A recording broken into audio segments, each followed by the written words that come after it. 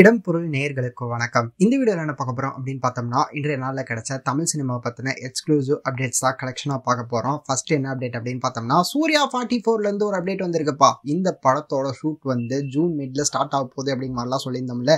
நேத்தா ஒரு அப்டேட் கொடுத்திருந்தோம். இப்போ இந்த படத்துல இருந்து என்ன அப்டேட் அப்படின்னு பார்த்தோம்னா, சந்தோஷ் நாராயணன் இந்த படத்துக்கு மியூசிக் பண்ண போறாரு அப்படிங்கிற மாதிரி சொல்லியிருக்காங்க. ஸோ வெயிட் பண்ணி பார்க்கலாம் எப்படி இருக்க போகுது அப்படிங்கிறத. இந்த படத்தோட மியூசிக் டைரக்டர் மட்டும் இல்லாமல் சினிமாட்டோகிராஃபர் இருக்காருல்ல, அவருமே வந்து 24 பேட்டை இந்த மாதிரி படங்களுக்குலாம் வந்து சினிமாட்டோகிராஃபி பண்ண திரு இருக்காருல்ல, அவரு தான் இந்த படத்தோட சினிமாட்டோகிராஃபர் அப்படிங்கிற மாதிரி சொல்லியிருக்காங்க. ஸோ வெயிட் பண்ணி பார்க்கலாம்ப்பா எப்படி இருக்க போகுது இந்த படம் கார்த்திக் சுப்ராஜோட டைரக்ஷன்ல அப்படிங்கிறத. இதுக்கு அடுத்ததான் என்ன அப்படின்னு பார்த்தோம்னா, பிரேமலு பார்ட் 2 வரப்போகுது அப்படிங்கிற மாதிரி சொல்லியிருக்காங்கப்பா. தமிழ்லையுமே இந்த தடவை டேரக்டா ரிலீஸ் பண்ண போறாங்க அப்படிங்கிற மாதிரி சொல்லியிருக்காங்க, டப் பண்ணி இல்லாம.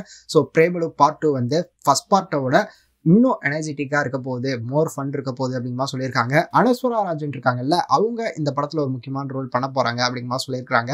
ஸோ இப்படி பார்க்கலாம்ப்பா எப்படி இருக்க போகுது இந்த படம் அப்படிங்கிறது. 2025ல தான் வந்து படம் ரிலீஸ் அப்படிங்கிற மாதிரி சொல்லியிருக்காங்க. அடுத்த வருஷம் வரையிலும் காத்திருப்போம் அப்படிங்கிறதா. இதுக்கு அடுத்தது என்ன அப்படின்னு பார்த்தோம்னா, சந்தானம் இருக்காருல்ல, அவரோட காமெடி படம் ஒன்று வரப்போகுதுப்பா. இங்க நான் தான் கிங்கு அப்படிங்கிற மாதிரி ஒரு படம். இந்த படத்தை வந்து டைரக்ட் பண்ணது ஆனந்த் அப்படிங்கிற இந்தியா பாகிஸ்தான் படத்தை டைரக்ட் பண்ணார்ல, அவர் தான் டைரக்ட் பண்ணியிருக்கிறாரு. மே 10 இந்த படம் வந்து ரிலீஸ் ஆக போகுது அப்படிங்கிற சொல்லியிருக்காங்க.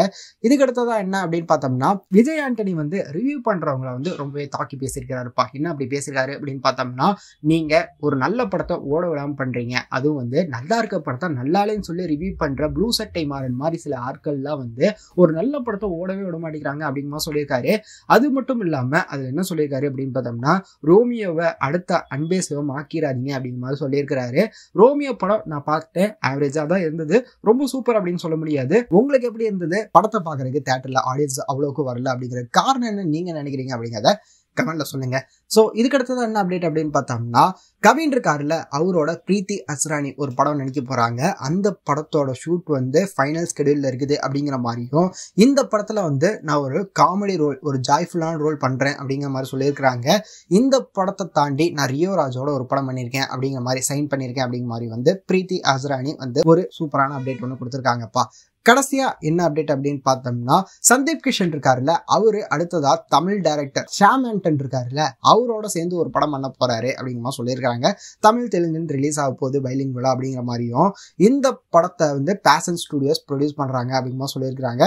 ஸோ வெயிட் பண்ணி பார்க்கலாம்ப்பா. இதெல்லாம் தான் இன்றைய நாளில் கிடைச்ச தமிழ் சினிமாவோட முக்கியமான எக்ஸ்க்ளூசிவான அப்டேட்ஸ். இதை தாண்டி ரெகுலராகவும் அப்டேட்லாம் நம்ம கொடுத்துக்கிட்டே இருப்போம். தனித்தனியாகவும் எக்ஸ்க்ளூசிவாக வீடியோஸ்லாம் போட்டுக்கிட்டே இருப்போம். அதை தாண்டி இந்த மாதிரி கலெக்ஷனான அப்டேட்டு கொடுத்துட்டே இருப்போம். இந்த மாதிரி கலெக்ஷனான வீடியோஸ் வந்து ரெகுலராக இது ஈவினிங் டைமில் வரும். அதை நீங்கள் தொடர்ந்து பார்க்கணும் அப்படின்னு வச்சிங்கன்னா இந்த வீடியோக்கு லைக் பண்ணிட்டு நம்ம சேனலுக்கு சப்ஸ்கிரைப் பண்ணிருங்க. அப்போ தானே நாங்கள் போகிற வீடியோஸ் உங்களுக்கு ரெகுலராக வரும்.